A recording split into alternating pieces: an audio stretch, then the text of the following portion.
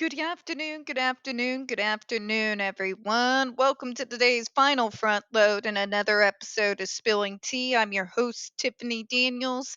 We are going back to that horrible world known as the JRC, but before we do, the usual disclaimers.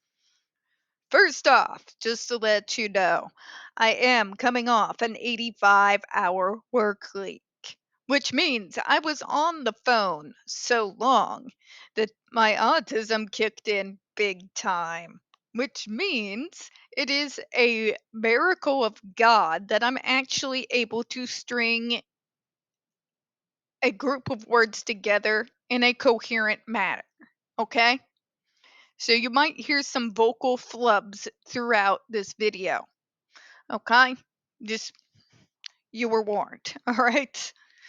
Folks, if you are unfamiliar with the Stop the Shocks campaign or the campaign against the troubled teen industry, you're going to find all the pertinent links right there in the description box. Please, in particular, take note of the article written by NeuroClastic, a small non for profit started by autistics for autistics, wherein they interviewed and surveyed over 900 ABA professionals in regards to the JRC's so called behavior modification program. The Dutch Rotenberg Educational Center doesn't want you to read this article so much they have threatened NeuroClastic with a defamation lawsuit if they did not remove it from the website. NeuroClastic has refused, folks, so please read that article and share it on all your social media. We also have linked in there NeuroClastic's public statement regards to the defamation lawsuit threat, as well as a link to their GoFundMe. We are crowdfunding in case the JRC actually sees through with their threat.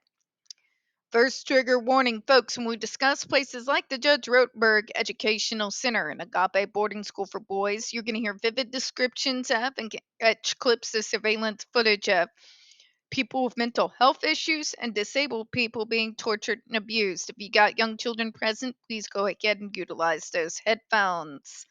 Trigger warning 2, this channel is marked not for kids for a reason. We use profanity on occasion and speak on dark subjects. If your child is 16 and younger and they are watching this, very obviously, folks, parental supervision is very much advised, all right? All right, let's make it short and sweet.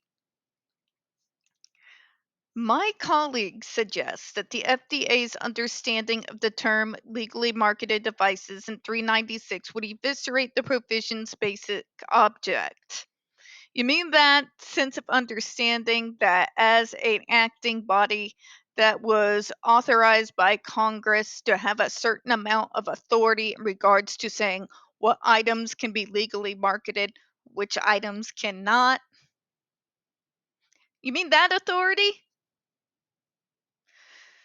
You know, the one they keep misconstruing by saying that in order to ban the GET device, they also have to ban the SIBIS device, which is only similar on the surface. And in regards to the SIBIS, it must be specifically requested on the behalf of the patient directly to their doctor in order for it to be prescribed.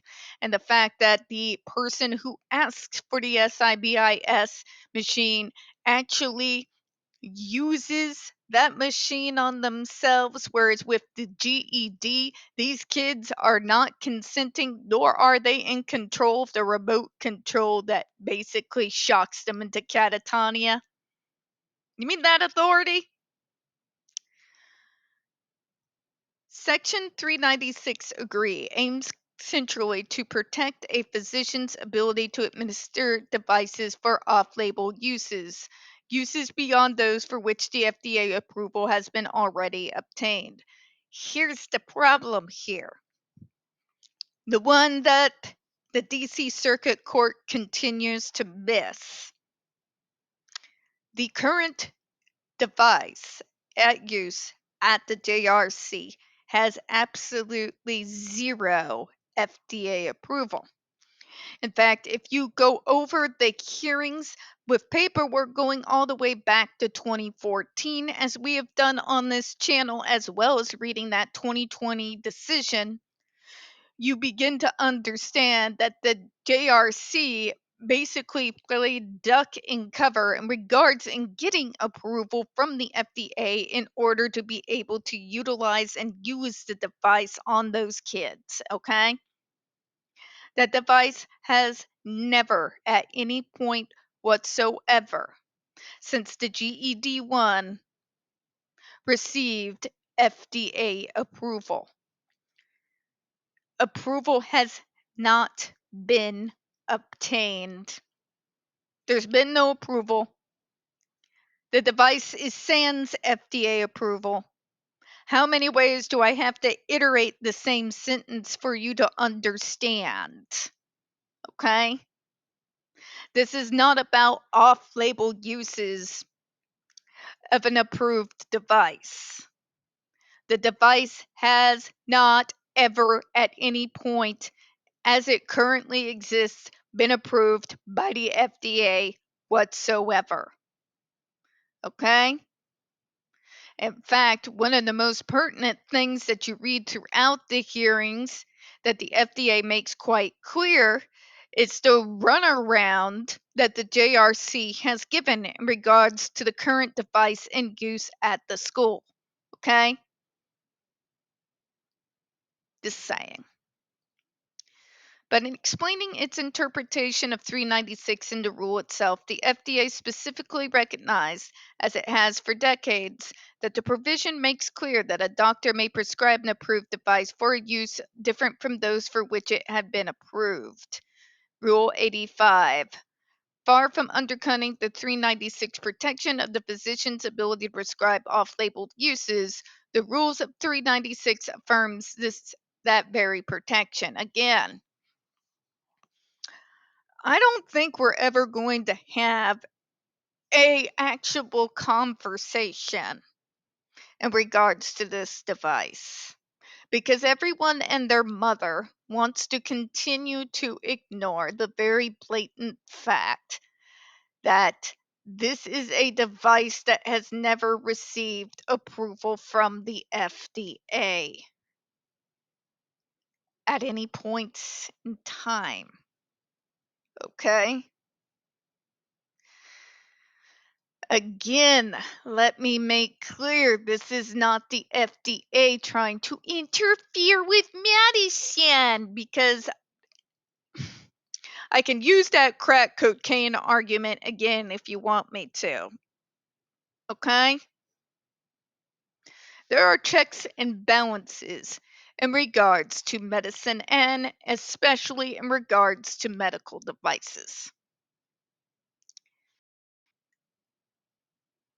This would be the equivalent of abandoning all ways to cut into a human being in order to do surgery because machetes are potentially harmful.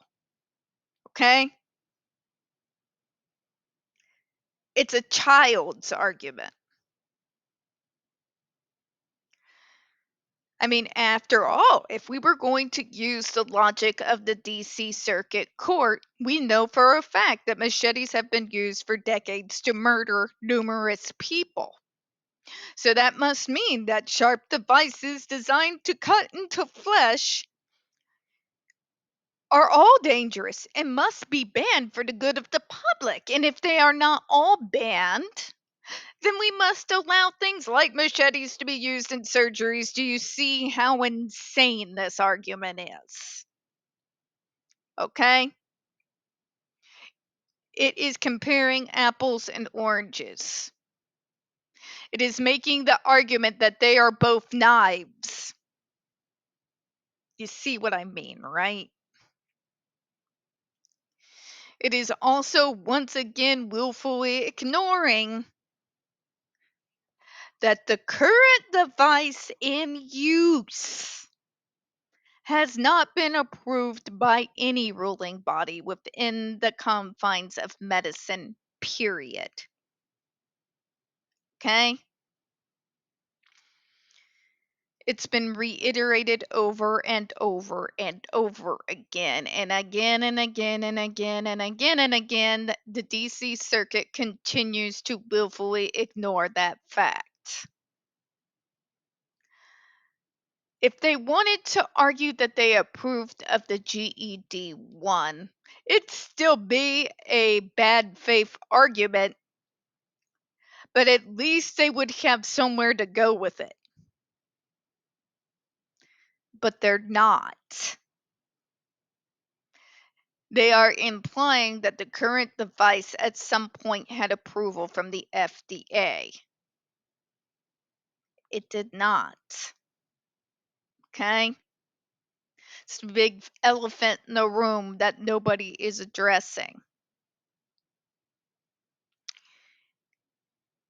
Here's my question. If you have a device like the GED3 and the GED4A that are currently in use at the JRC that have not been approved of or undergone any form of testing,